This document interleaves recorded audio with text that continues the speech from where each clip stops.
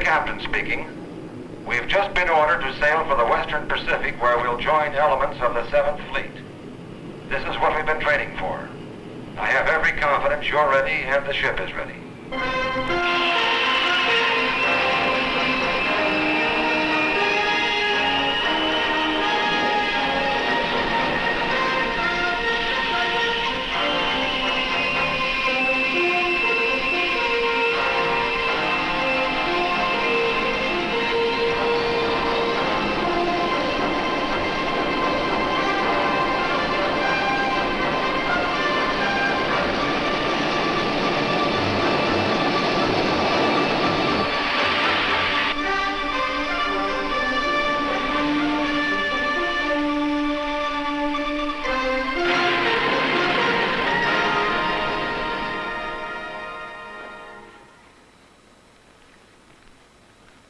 Today, the naval forces of the United States are called upon for a greater variety of missions than at any time in history.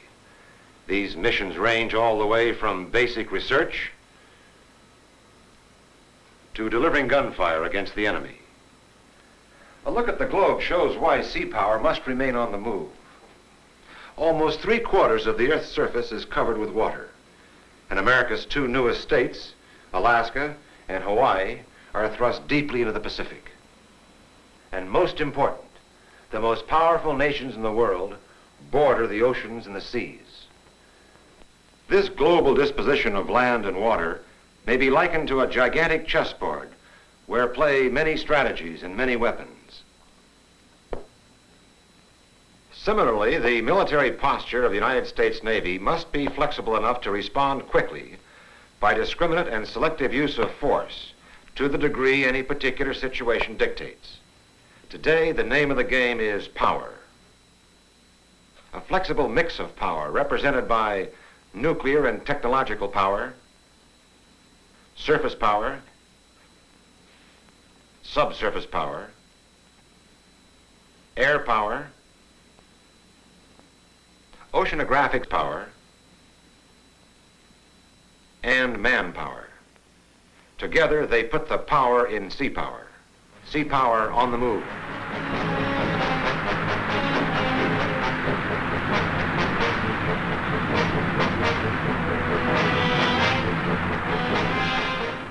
There are specific reasons why today the value and importance of our Navy is moving up. Why control and use of the seas in the best interests of the United States and our allies is a basic premise of our philosophy, which has long endured. The oceans provide the only area wherein a potential conflict does not involve the civilian populace.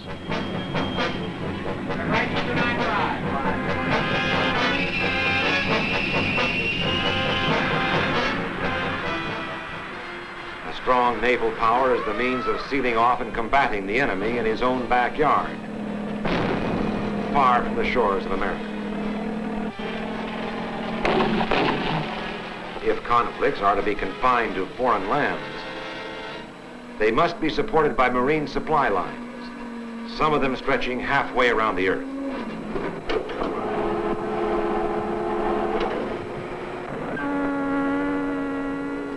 These ocean supply routes must be kept open, whatever the degree of conflict. Further, the United States is a manufacturing nation, which imports raw materials at an ever-increasing rate.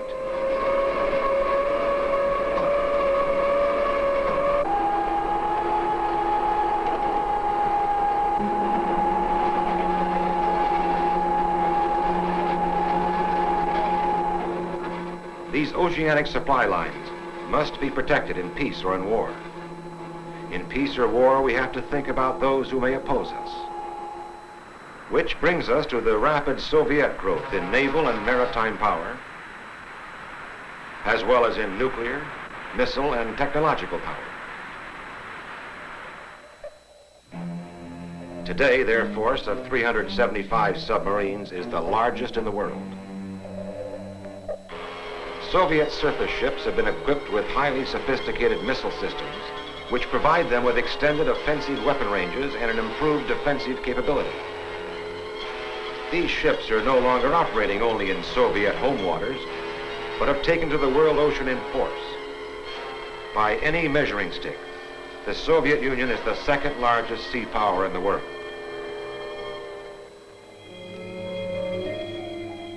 Yet another reason for an alert Navy on the move has to do with the sea itself. The Navy must support and protect the nation's growing interest in oceanography. The oceans of the world have their secrets, and every advance in undersea technology is reflected not only in an improved defense capability, but also in civilian dividends from the immense wealth of the sea.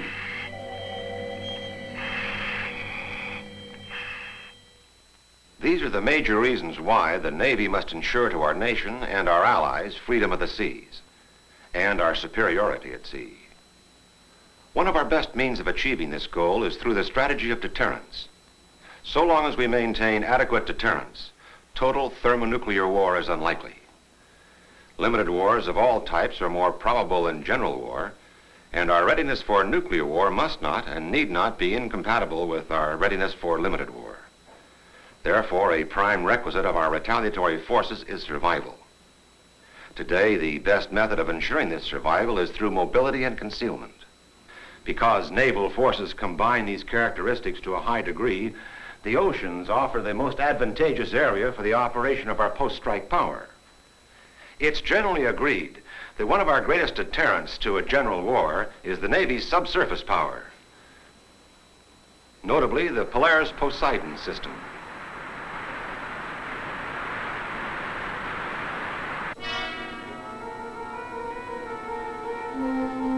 This is because of its excellent capabilities of concealment, mobility, and long-range striking power. And our undersea striking power is being substantially increased.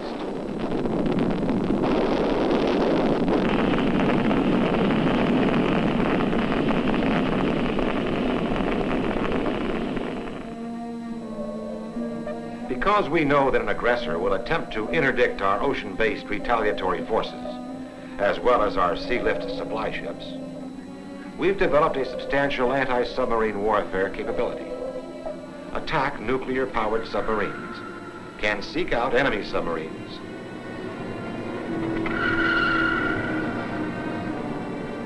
speed to the target, make a positive identification and classification, and if necessary, launch homing weapons for destruction of the enemy.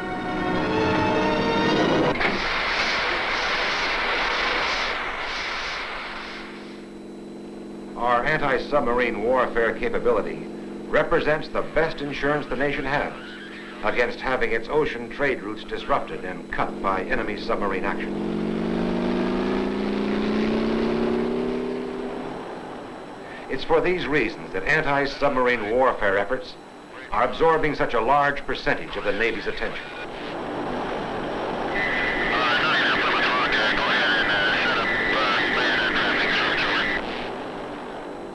As offensive weapon systems of a potential aggressor become more sophisticated, anti-submarine warfare must move to counter these advances.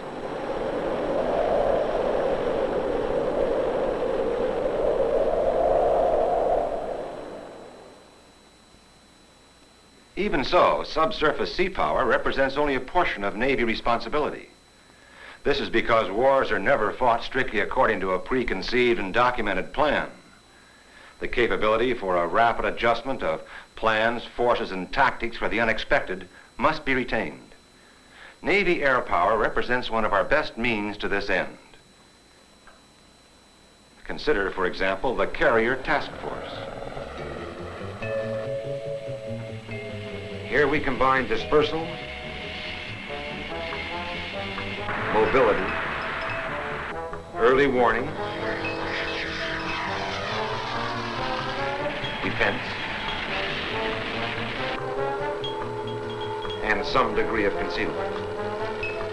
It not only presents a difficult, fast-moving target to a nuclear missile, but it has the capability of launching an attack of varying magnitude. This includes the launching of heavy retaliatory forces. In limited overseas conflicts, carrier-based air power has been and will continue to be the nation's advanced striking force. Because it's there, it's ready. For example, almost half of all combat missions in North Vietnam during the initial 2 years were flown from the decks of aircraft carriers. Air power developed by the Navy includes the F-4 Phantom jet, which is recognized outside the United States as the best of its kind in the world. Basically a Mach 2 interceptor, the F-4 became a workhorse attack bomber in Vietnam. The A-6 Intruder, the first completely all-weather attack aircraft ever used in combat. The new A-7 Corsair II attack bomber, which was combat tested in Vietnam.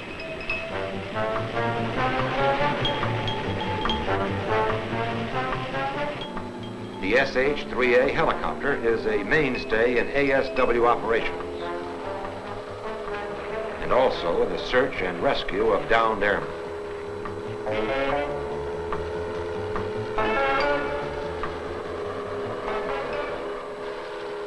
When it becomes necessary to show the flag, the naval combination of air and sea power presents a formidable geopolitical force. This ability of sea power to stabilize explosive situations without intruding upon the domestic affairs of another country is gaining increased recognition for these islands of power. Significantly, the Soviet Navy has been quick to see the value of political use of navies and has employed it in the Mediterranean. While the modern importance of naval power is growing in the affairs of our nation, the combined strength of all the services employed in concert is far greater than the sum of these separate strengths. Navy surface power offers a tremendous flexibility in this support of other services. United States weapon systems, whether sea or land, are not in competition, but rather they support one another. And the choice of a given weapon system depends entirely upon conditions.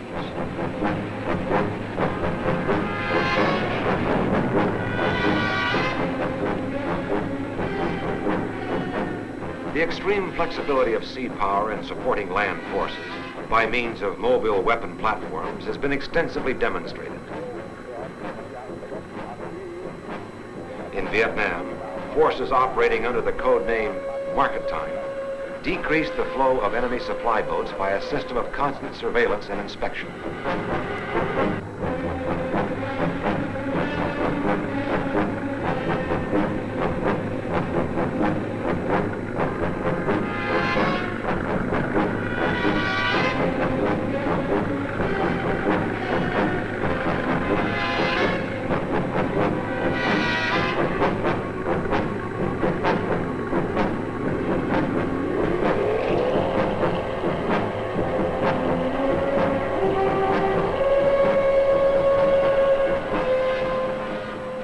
In the Mekong Delta area, where virtually all transportation is by water, the firepower of river patrol forces operating under the code name Game Warden interdicted hundreds of Viet Cong operations.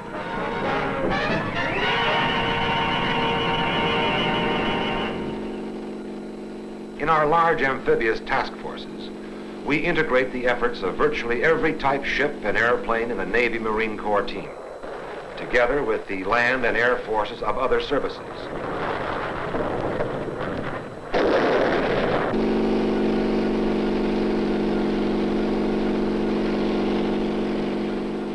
This extreme versatility and flexibility of naval power has been sharpened and improved since World War II.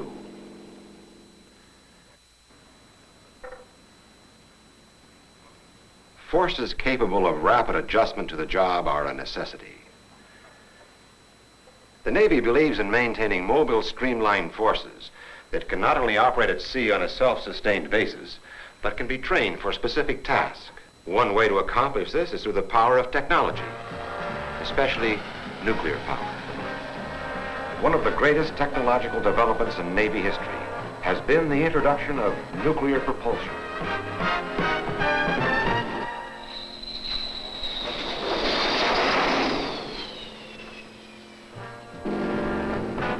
In our ships, we seek endurance, sea-keeping ability, and concealment through mobility. Nuclear propulsion has provided a quantum jump in each of these capabilities, and the end is not yet in sight. We now possess 41 fleet ballistic missile submarines. Our inventory of attack submarines is gradually being nuclearized as new construction comes along. Such nuclear-powered subsurface vessels are capable of circling the globe without refueling, underwater if necessary. Nuclear-powered surface ships have also proved their capabilities. The aircraft carrier Enterprise, the cruiser Long Beach, and the guided missile frigate Bainbridge circled the globe without receiving fuel, food, or other provisions. More important, the carrier and the frigate once traveled 16,000 miles without their speed once dropping below 20 knots.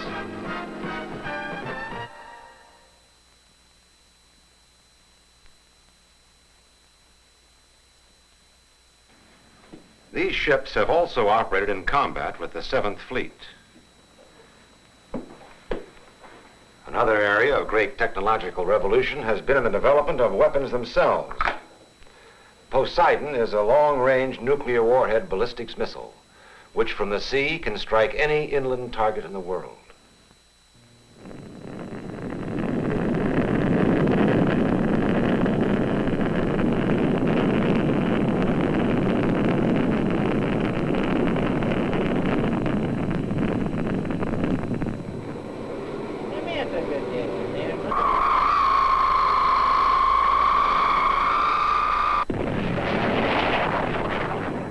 Inertially guided torpedoes may be developed to carry nuclear warheads over long distances.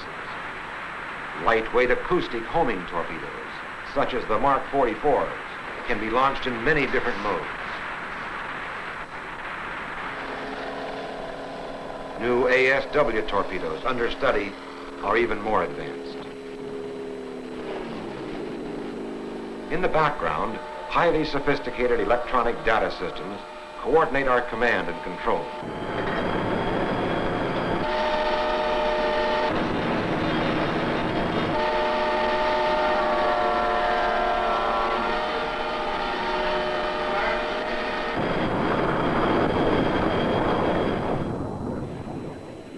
Then, too, the Navy family of airborne weapons stretches the imagination. For air-to-air, there are Sidewinder and Sparrow. For air-to-ground, the 2.75 rocket, Zuni, Bullpup, Snake Eye, and Shrike. It is significant that virtually all of these were developed by the Navy before Vietnam, and almost every one was on hand when Navy air power was called into the conflict.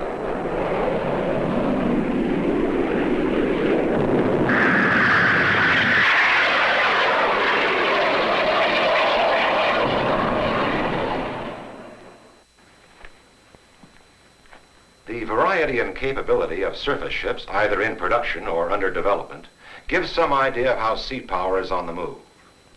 In addition to high-speed surface effect ships, these designs include twin-hulled catamaran ships, multi-purpose LHA amphibious assault ships, destroyers of the DX, the DXG, and the DXGN class. High-speed hydrofoil patrol craft. The Navy is now looking at a new means of taking its strategic capability to sea, such as using surface ship platforms as an outer line of defense against ballistic missiles. Under this concept, called SABMISS, for Sea-Based Anti-Ballistics Missile Intercept System, a number of ships with powerful radar and launching tubes would position themselves under the expected path of ICBMs launched against the United States. Thus, the interception of enemy missiles would be made much earlier in their flight, rather than waiting for their terminal phase. Our technological explosion is carrying over into yet another field, in which the Navy is leading the nation's increasing interest: oceanography.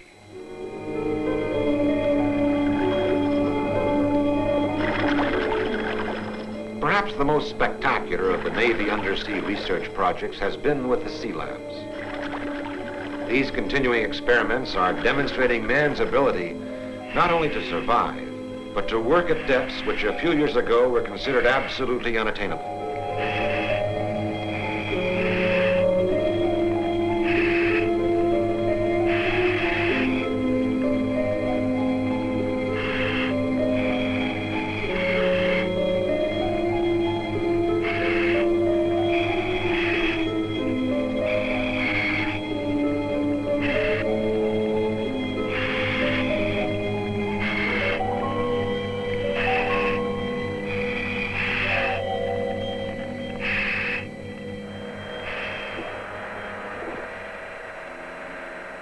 The development of deep submergence rescue and research vehicles, both by the Navy and by private enterprise, has been phenomenal.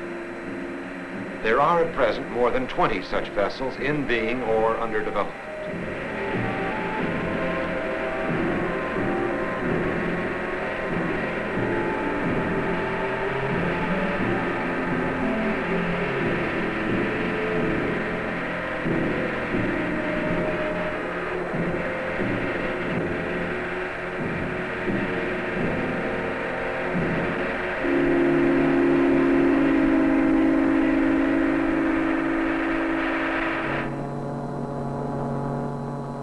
Operating under the auspices of the oceanographer of the Navy, oceanographic survey ships, designed with new ways to gather ocean data for exploitation of marine resources and for defense, conduct research on a global basis.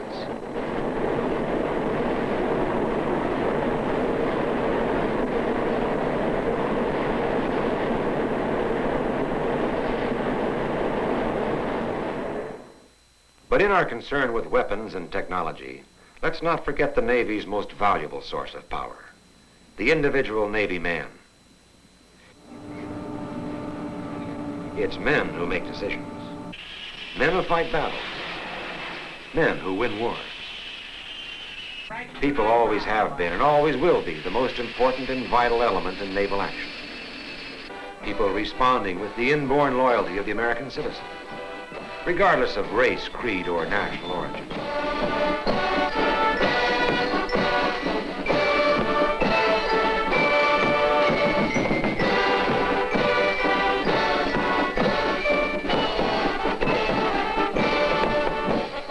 This dedication has always been apparent in Navy men and women.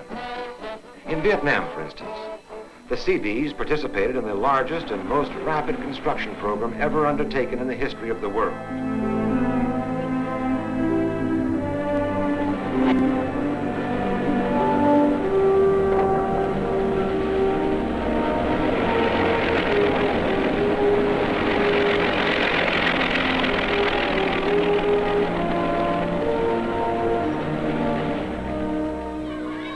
The American may be a tough fighter, but time and again he has proved that he is also a man with a heart.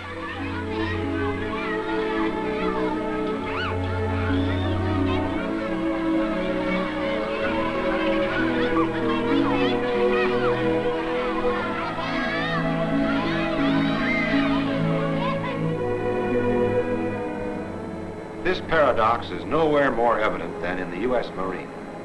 The Corps' reputation as the nation's elite striking force has been hard-earned.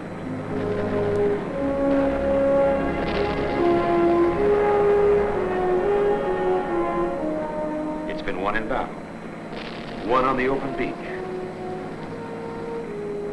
one in the jungle, and one in the sky.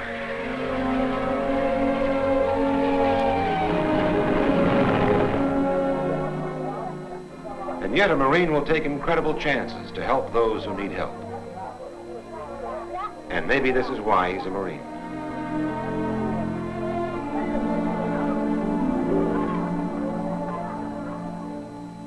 Conditions in the world today demand that the United States maintain a strong, broad, and versatile military power base. Power that will, when necessary, permit our government to employ boldly and with confidence the nation's economic, political, and psychological weapons. To accomplish this, we must be capable of striking back at an aggressor with devastating effect, and inevitably so, regardless of the nature of an enemy attack. We can only do this by having a mix of different weapons and the ability to deliver them from many directions and attitudes. From the subsurface of the sea,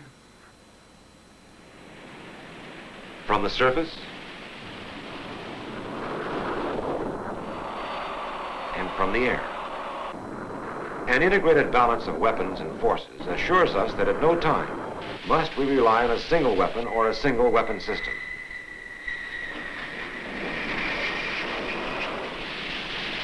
Today, it is readily apparent that the growing sea power of the opposition and the constant evolution of new technologies and strategies dictate that United States sea power must stay on the move.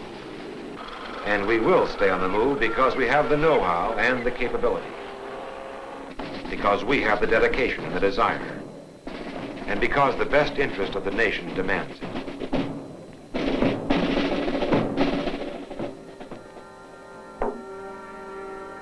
In modern strategy, a single wrong move may lose the game. This is one game our nation does not intend to lose.